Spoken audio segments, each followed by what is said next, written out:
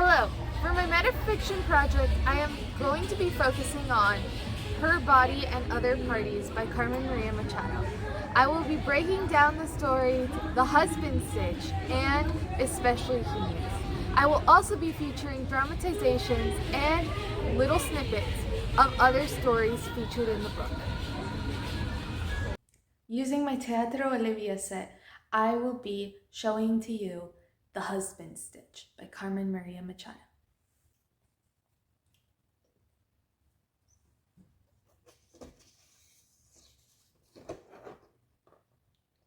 A girl, a regular girl, except she has a green ribbon around her neck.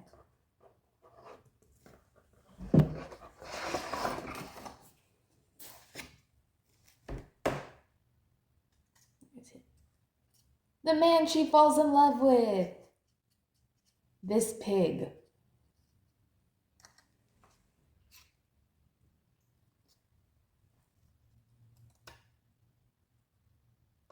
He is always asking about her ribbon and would love to touch it and take it off.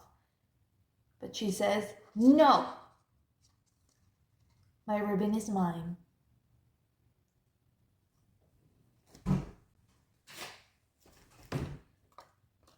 Now she is an adult. She still wears her green ribbon, and her husband may not touch it. She now has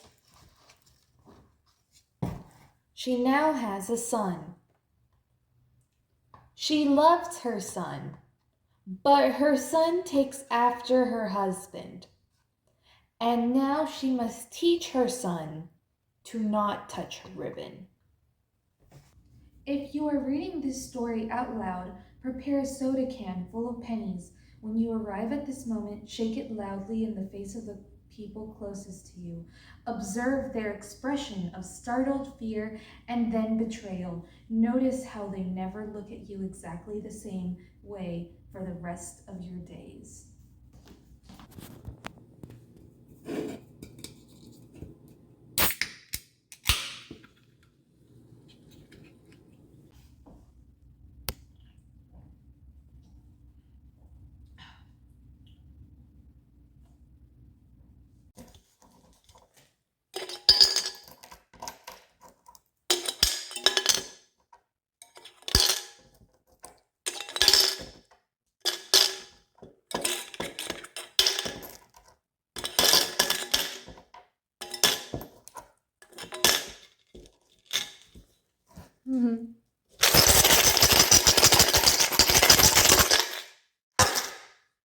Don't touch the ribbon.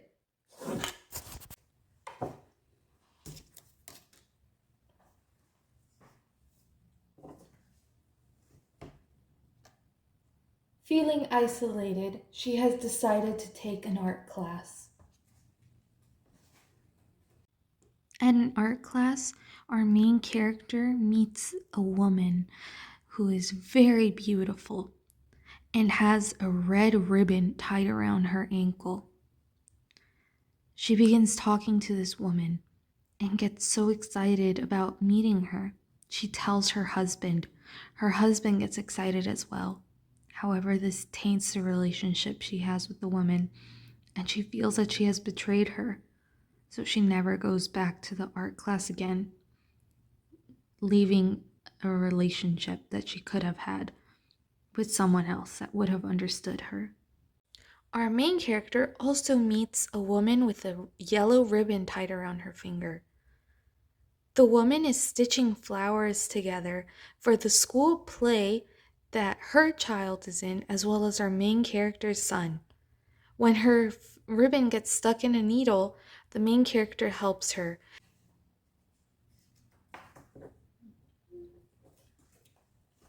Her son is now going to move out. He is older, and he shall go off, leaving her with her husband. After much persistence, she has agreed to let her husband take her ribbon. But now She is alone, fallen, and very, very sad and lonely.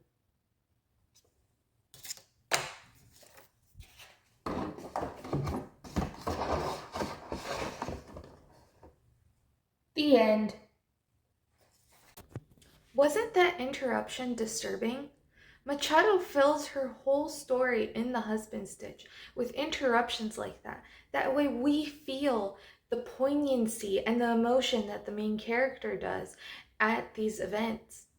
This is meant to be a very disturbing story.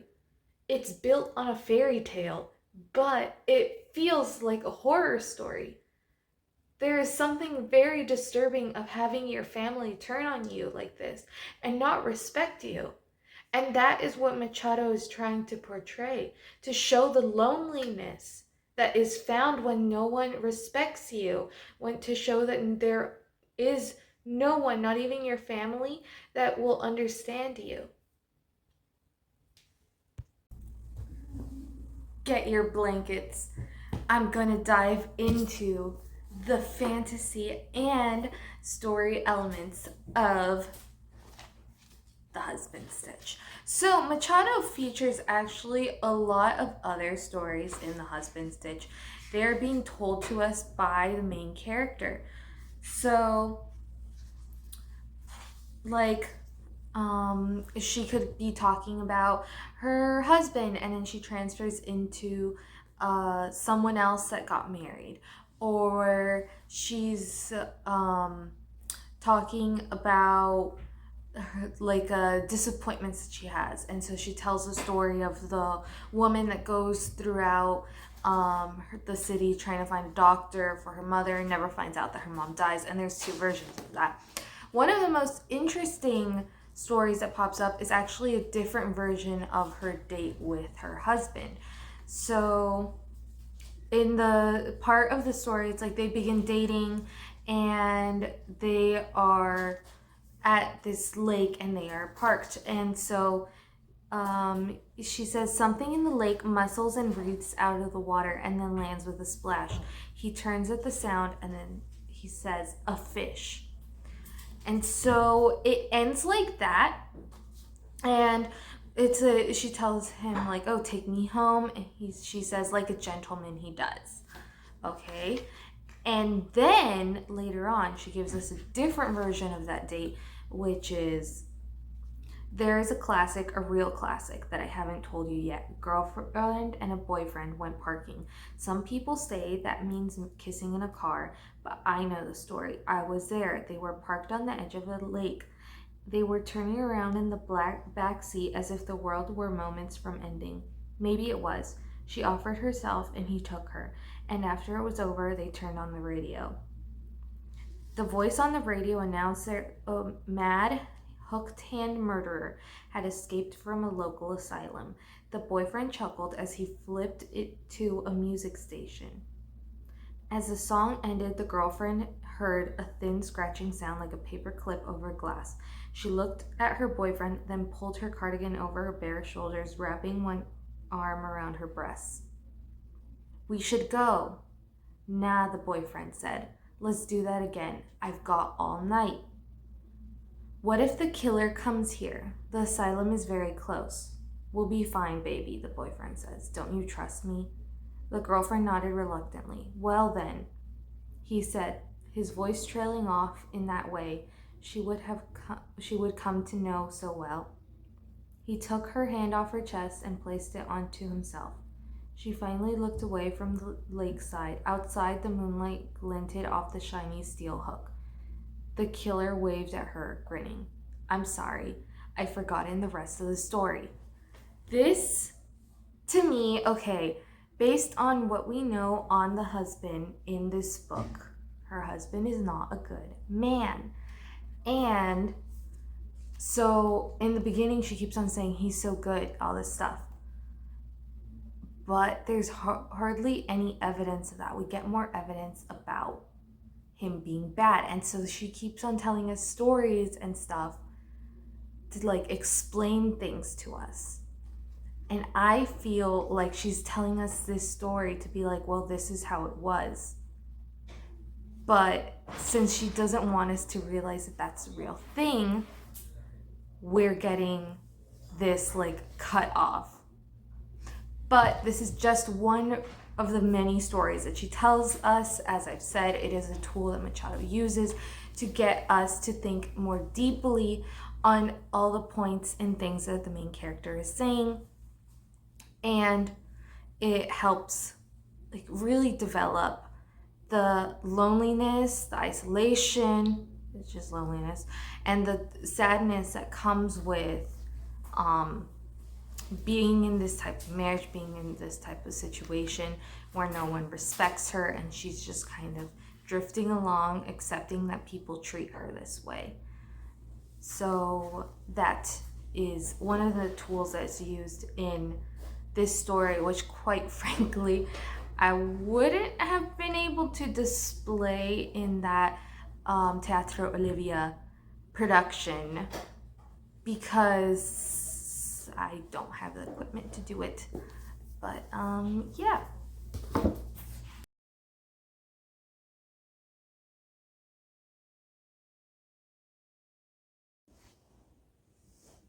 It's the end of the world. There's a plague. So you're living alone. You can barely have interactions with people. So you've made this a safe space for yourself. You're doing pretty well at surviving, all things considered. However, there's no one else. And as you're having to be on an isolated island, you're making a list in your head of all the people you've had sexual relations with. These aren't very good relationships, but they're the only form of intimacy you can come up with. And as the plague is taking away everything around you, you keep on moving and moving. That's how you ended up on this deserted island. Because the house you were staying on, which is right across from the island, and you can see, has now been affected by the plague. You're trying to do everything to survive and have been inspecting everyone, but now all you can do is be alone.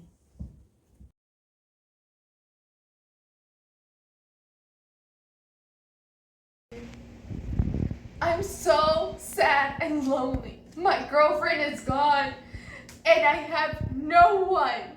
I miss her, even though it was a very toxic relationship, and I recognize everything that's bad, yet I still want her to have company.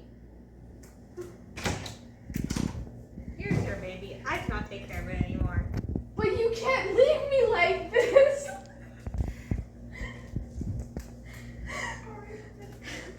Now I will be alone with our baby, and I'll look after her, even as she grows up. She actually struggles to accept the baby, and it takes a long time for her to bond with the baby. But then she realizes that she loves the baby, and she has a fantasy at the end where she has another son. And everyone in the community is asking them about that and why they're such a strange family. But she's like, we'll deal with it. It doesn't have metafictional aspects to it. It really doesn't. Most of the stories here are surrealism. So now we're going to go on to especially heinous. Dun dun. In the criminal justice system, sexually based offenses are considered especially heinous. In New York City, the dedicated detectives who investigate these vicious felonies are members of an elite squad known as the Special Victims Unit. These are their stories. I just found out that I've been saying especially heinous wrong. Forgive me. I am still learning how to speak. Especially heinous. So this story is actually set in the course of 11 seasons, and it is set on 272 episodes. So we get the main characters of Law and Order, Stabler and Benson. The story actually just focuses on a few little snippets of each episode, and it feels very normal. There are many times where I'm reading the descriptions of the episodes and I actually think, oh wow, like I remember watching that. So it does feel rooted in reality. However, this is all fake. These are versions of these characters that Machado has created for her story. These characters are the ones that we know from television are not present in this story. Benson and Stabler are just, taken from this show and are being used for the purposes of this story. And none of the episodes are actually relevant to Law and Order SVU. In the story, Benson is being haunted by these girls with bells in their eyes that have died around New York, and they keep on haunting her house. And eventually, she lets them get more and more control over her life as she tries to solve the mystery of their deaths and what they're trying to tell her. As we get to season 4 in the story, this book version, we meet Henson and Abler. They're doppelgangers of Benson and Stabler, and they're supposed to be better looking versions of them, which is brought up significantly. And they're also much better at their jobs than Benson and Stabler, and they have much better personal lives. So Benson and Stabler aren't aware of Henson and Abler until later on, after like so many strange and topsy-turvy events. And yet Henson and Abler are able to go on, and for a while you think Henson and Abler are the good people, like they're the more rational people, it seems like.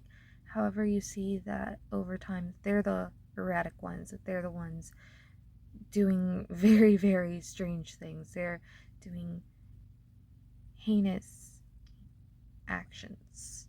So connected through this mess is the DA, who knows both the real Benson and Henson. And we get that the DA is hung up over Benson and she is pursuing Henson due to Benson, like being hung up over this person and getting this other version of them. And while for a while it seems like, oh, she has the better version, you realize like it's not the same thing. She wants the real Benson, and no doppelganger will be able to replace that. We also get these other characters, Father Jones, Lucy, and Evan, and we don't really see what's going on with them. Father Jones pops up earlier in the story as just a character, and then Evan goes missing, and Lucy is the one that everyone keeps on asking due to some sort of tie. However, we're not really given anything about that. We just know that Lucy is tied to him, and I think it might be a office romance, but it's never really gone into because Evan seems to be like very strange. Like he goes to hell. It's so weird. And so Lucy goes under the tutelage of Father Jones and begins sending notes to Benson, saying like different things about the case. So in the end, Benson gets possessed by these girls, and they lead her around New York until one by one each of them fade. And that's, I feel like it's a real story. Like it's so heinous the way that these girls are missing and no one's paying attention to it, and these cops are just like, they have their own lives as well, and while they can focus on them at work, it's like their personal lives are engulfing them. And there's like the whole thing of the doppelgangers and the doppelgangers becoming evil versions. And so at the end, Henson and Abler just kind of go off and are let go. They don't seem to be bothering anyone. And Benson ends up with the DA, and it ends with them cooking together. So, like, life being put back to normal. So that's that story, and it's very interesting to read this because it's so topsy-turvy. That is the best way to describe it. Machado breaks this down into snippets of each episode, like what I said, and we don't really see the main focus because there's the doppelgangers and there's the girls with bells in their eyes, and like there's this whole Evans Lucy subplot. There's the DA subplot because she knows of the doppelgangers and she's doing nothing. And Henson and Abler are just kind of left to, you know, be this better version, but like not better versions. And the thing is, it's so isolating to see the actual Benson and Stabler interact with all of this, because Benson is trying to solve cases and all these things, and she is being haunted by these deaths, and Stabler is trying to have a personal life at the same time, and just trying to juggle all of that is so isolating to experience. This is definitely a story which I had to read in very, very small doses because it's disturbing to see these girls suffer and to see that there are so many people dying left and right, and then more and more people just keep popping up at Benson's apartment, and you're just kind of wondering, why isn't anyone realizing that there's an epidemic of girls dying? And there is definitely an isolation of knowing that that kind of risk is out there if you are a woman.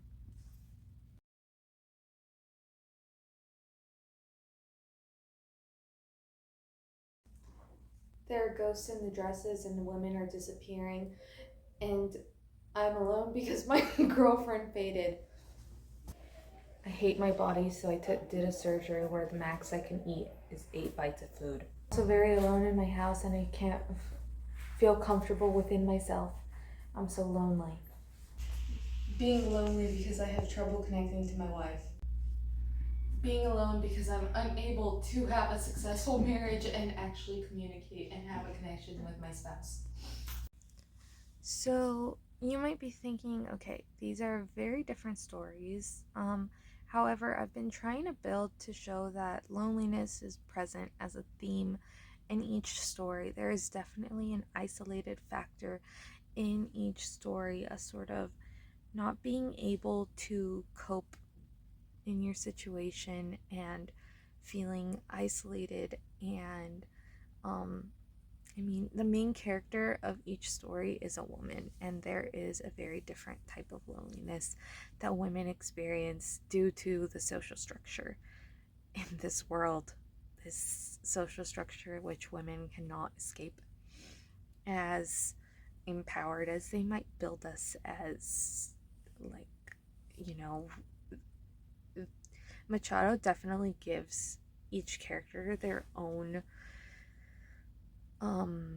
ability to do their own choices to perform in this world, and yet there is always something that will knock down women, which people will ignore, and it will just kind of continue. And I feel like women being aware of that, even though there's so much progression, knowing that there's always different things that are coming to hurt us and affecting us, and like that snippets of like the last stories, yes, they came off really silly, but each story is depressing,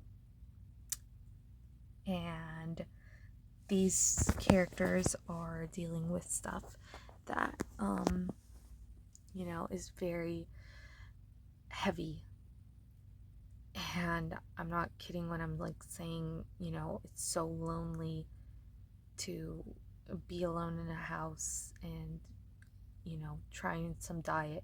Like, there is real self-image hatred in there. And, in the retreat, it's like she's in this place and everything, she seems really excited, and yet there's that kind of isolation knowing that you're not able to connect with your spouse. And in at difficult at parties, you know she's coping with like the loss of her baby, and a lot of it is cut out and repressed, and yet she is in her marriage still, and like not being able to connect with her husband is very emotional and very isolating. And so, yes, I'm able to present all of these things very in a funny manner, kind of. At least I was laughing because, it's uncomfortable to talk about. But there is loneliness in this book, and that is what Machado is presenting in this book. It is a different type of female loneliness. And so, if I was to name a theme for this book, I would say it is loneliness. Female loneliness. That is the overall arching theme. That is why all of these stories are together. So, thank you for watching my project, and that's a wrap.